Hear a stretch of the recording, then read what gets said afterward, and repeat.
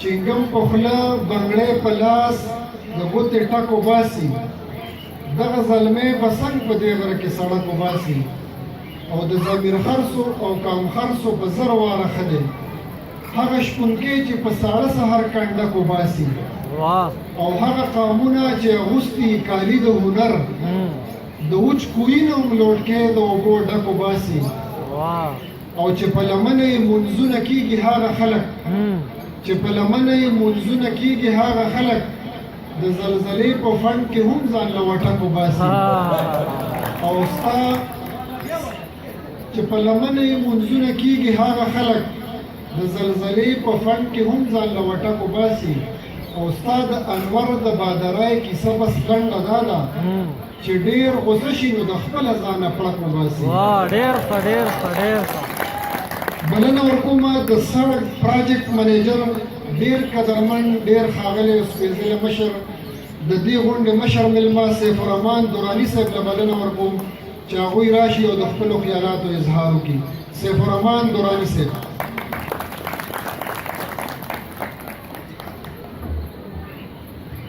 أعوذ بالله من الشيطان الرجيم بسم الله الرحمن الرحيم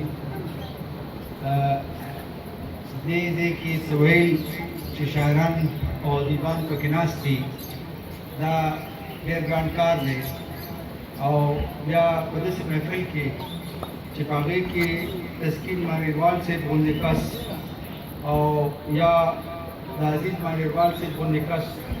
او یا دا نور زموږ درانه مشران چې کوم دي داسې کسان ناست دي او زه پکې په شاعرۍ څه خبرې وکړم یا زه پکې خپل یو شعر ووایم دا به یو عجیبه شانتې خبره خو زه چې دې ته رالم نو زموږ ملګري زه بار ملک یم لږه موده پاتې شوی یم لږه موده نه ښه ډېره موده ما یو 15 کاله چې کوم دي دا بهر تېر کړي دي خو د خوشحالۍ خبره دا وه چې هلته زما څونه ملګري وو نو هغه ټول د صوابۍ د علاقې سره راغلي او زه به نه پوهېدم چې دا خلک ما سره مینه ولې کوي ما ته ډېره وروسته پته لګېده چې زه د 400 یم او د دې مینه اصل کې 400 یم نو هغې به د 400 د وجې نه ما سره ډېره مینه او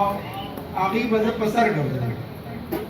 خو نن چې زه دې ته رالم او د مشاعرې دا ماحول مې ولید نو زه ډېر حیران شوم او چې د سټېج ته راوختم نو بیا زما د زړه د خوشحالۍ نه دونه هواګیر شو چې ما وایي چې دا د مشاعرې محفل چې کوم دی دې کې خو عجیبه غوندې یو بدلون راغلی دی لکه دې کې ماشومان چې ما ولیدل نو زه ډېر خوشحاله ځکه چې زمونږ حجره نشته د حجرې کلچر زمونږ ختم شوی دی او مونږ چې زمونږ ډېر خوشقسمت وو چې زمونږ کم دور وو هغې کې مونږ د حجرې د کلچر نه خبر وو او چې کم کس د کټ سر او د کټ لنګه پېژندلې ده نو هغه کس چې کوم دی نن په دې معاشره کې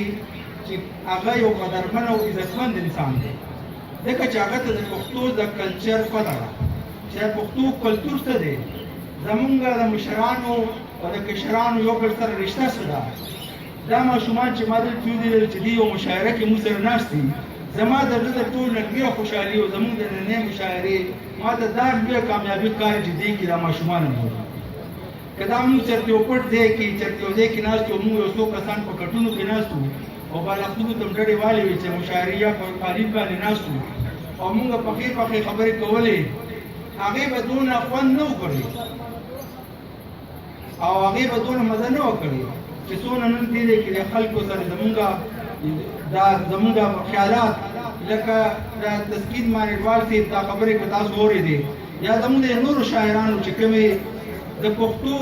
سره تړلې د نم سره تړلې د خپل ادب سره تړلې د مانیرۍ سره تړلې د صوابۍ سره تړلې د پښتو سره تړلې زمونږ باندې د ظلمونو د آفتونو سره تړلې کوم خبرتیاګانې دې ماشومانو ته ورکړه او دې خلکو له یې ورکړه دا زموږ دپاره یو ډېره لویه خبره ځکه چې دا شعر چې کوم دی دا د کمیونیکیشن یو ذریعه ده او په دې ذریعه باندې مونږ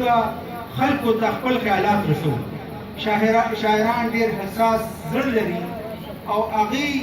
د حساسیت د وجې نه هغه شی محسوس کوي چې عامه ټولنه هغه نشي محسوس کولی نو هغوی چې کوم احساسات او کوم جذبات لري هغه چې په یو شعر کې هغې بیان کې خلکو ته پیش کړي نو هغې یوه پوره قصه په یو شعر کې خلکو ته وایي او پوره داستان خلکو ته وایي او لوی تاریخ خلکو ته بیان کړي د شعر کې. نو د دې وجې نه داسې ټولنو ته د عامو خلکو راتلل او هغې کې د حصه اخیستل او په خصوصي توګه چې دې ماشومانو ته کیسه واخیسته زه په دې باندې ډېر خوشحاله یم. زه دا چونکې ما څنګه رالم نو په ما باندې ډېر بې اثر کړو نو ما دا خپل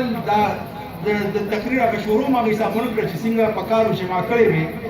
اول خو زه د دې ځای چې کوم خدای بخښلې مرحوم ملک سرکار صاحب دی هغې روح ته زه چې کوم دی نو دعا کوم چې مونږ ته دا موقع راکړې ده دونه ښایسته دی چې د هغې د وجې نه مونږ راغونډ یو نن او د هغې دپاره زه دعا کوم چې خدای پاک د هغې قبر د جنت د باغچونو وبخښي او د دې په جوړه خدای پاک دا وس ورکړي چې داسې ټولنې دي په مختلفو حوالو په اختر باندې او په نورو چې زموږ کومې ورځې په هغې باندې هغې داسې ټولنې کوي دلته او خلک راغونډوي دلته دا به زموږ لپاره او د دې حجرې لپاره د دې دایرې لپاره یو لویه کامیابي. زه ټولو شعرا کرام څومره چې دلته راغلي د هغې د خپلو ملګرو خالد سربند صاحب تللی دی هغې دې کې ډېرې هڅې کړي دي د هغې د کشور د شهریار د دې ټولو د زړه کومې زه شکریا ادا کوم او په خصوصي توګه باندې د نورالامین صاحب چې هغې بې حده یو ډېر پروفیشنل یو طریقې سره دا مشاعره چې کوم دا کنډکټ کړه او زه د وحید شاه صاحب د تحصیل ناظم چې هغې د دونه مصروفیاتو سره هغې دې ته راغلی د هغې د زړه کومې شکریا ادا کوم. نور زه چې کله په ابوظبي کې وم نو هغه ټایم کې زه د پښتو ادبي ټولنې عمومي سکرټر وم او چې رښتیا خبرې نو د عمومي سکرټر د معنی ما لږ زده کړې وه ځکه چې موږ خو په پښتو ویلې وه خو صرف پنځمه پورې او د پنځم نه وروستو چې کوم دی خو بیا چې دلته لاړم هلته ما دا شعرونه واورېدل او سړی چې په پردیس کې نو هغه ته اصل دا شاعري دا ورته ډېره مزه ورکوي او په خپله مورنۍ ژبه کې چې کله هغه شعر او شاعري واوري نو د هغه زړه راوچت شي او بیا زړه غواړي چې یاره زه هم څه شي ولیکم. نو موږ هم همداسې شاعري لږه ډېره کوله او یو ټایم کې داسې کار و چې زما کور والا ما ته یو خط ولیکلو چې ته داسې کار وکړه چې ته واپس راشه او بس داسې دا ژوند داسې نه تېرېږي او اول خو دا کار وکړه چې یو کور جوړ کړه دلته ستا د ټولو وروڼو کورونه شته او ته اوسه پورې یو کور دونه پیسې وګټلې یو کله یې په سال یو کله په څه چې یو کور جوړ کړو. نو د هغه کور په حواله سره ما دلته یو دوه درې شعرونه لیکلي دي او هغې چې ما ته ناګهانه وي چې بس راته دا هر څه پرېږده نو هغه مې په دې مقطع کې بیان کړي دي. صرف درې شعرونه تاسو ته وایم. لیلا مې راته وایي ما له ښکلې دنیا جوړه کړه غم چې پکې نه وي ما له نوې دنیا جوړه کړه کاڼي ټول هوار کا ګلپاڼې ما ته وشینده ما له پاسبوک کې د ګلونو دنیا جوړه کړه خبرې د اغیار او د روزګار غمونه پرېږده نن زلفې شونډې ستا د خوبونو دنیا جوړه کړه